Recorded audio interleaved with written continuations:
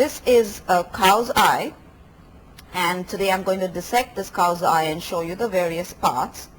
But at first, let us look at it from the external surface. This is the cornea.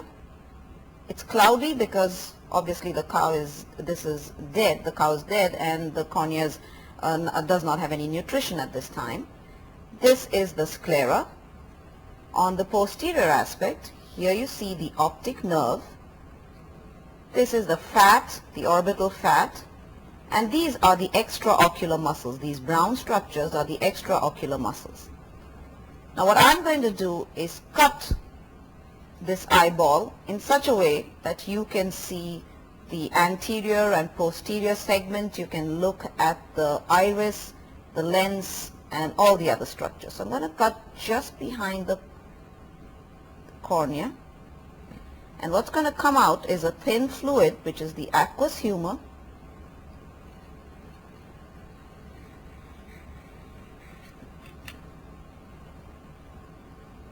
And you can see it already coming out.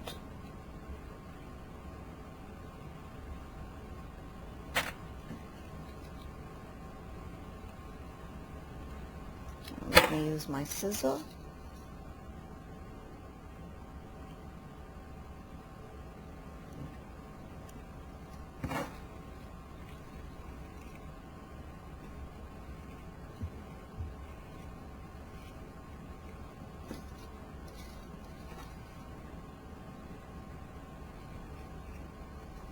You can see that the sclera is thick. It's taking me a while to cut it. And now, here's the cornea and part of the sclera. And I open this up.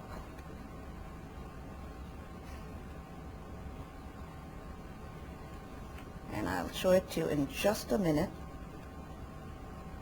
I have cut behind the lens.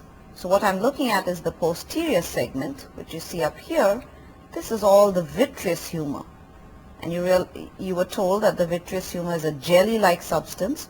So you can see this jelly-like substance up here. This is the one which gives support to the eyeball and maintains the shape of the eyeball.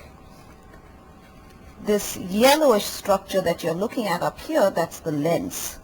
So I'm going to remove this vitreous humor. So I'm actually going from behind forwards. So we have to remove it really carefully, because just behind the vitreous humor is the retina, and you can all see this that I'm lifting up and holding. This is the retina. It's getting detached because the vitreous is pulling it. So I'm going to try and see how much of the retina I can leave behind so that you can look at it. Here, and this is part of the retina that has come off with the vitreous. You can see this whitish part. This is the retina which has come off with the vitreous. So that's the innermost layer. And remember, the retina was made up of 10 layers actually. So this again, I'm removing the retina along with the vitreous. And this area right here,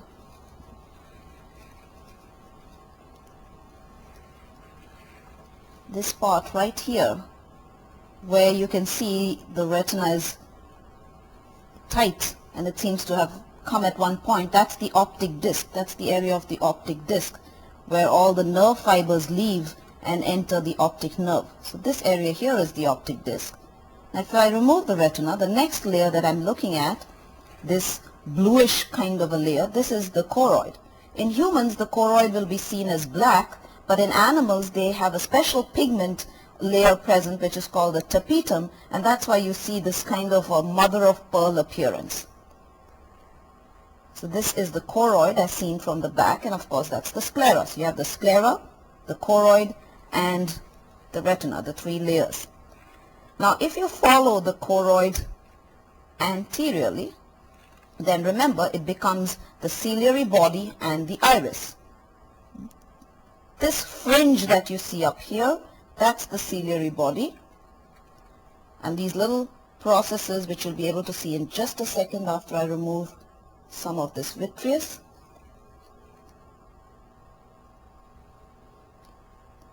that fringe-like area those are the ciliary processes which produce the aqueous humor. So if you can see it up here,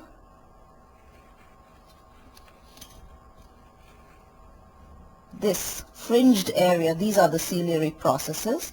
I'm going to remove the lens.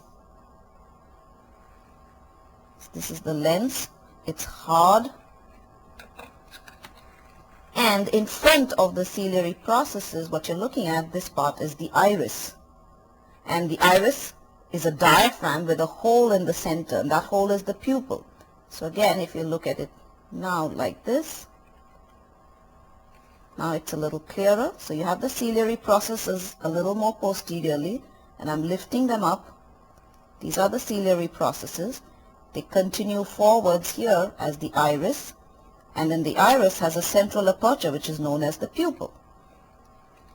The lens you saw was present up here. It's hard.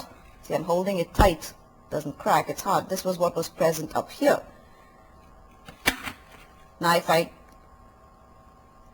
lift up the iris,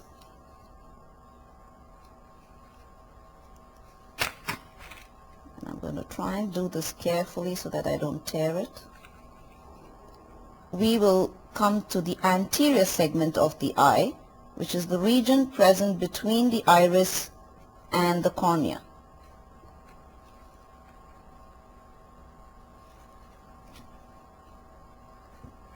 So I'm going all around so that I can lift up.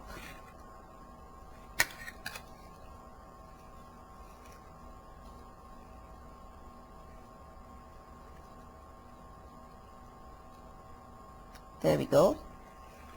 So now you can see this. So this is the anterior segment of the eye, this part here, which is between the cornea. This is between the cornea and the iris. This is the anterior segment. This contains aqueous humor.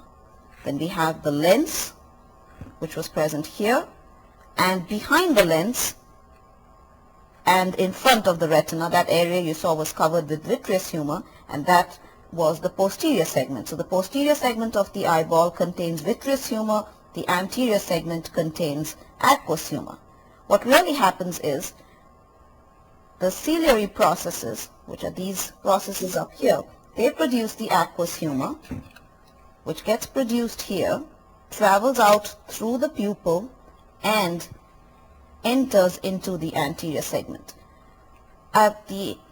Along this circumference where you have the cornea and the sclera, there are veins present here, and remember those veins were called sclerovenous sinuses or canal of Schlemm.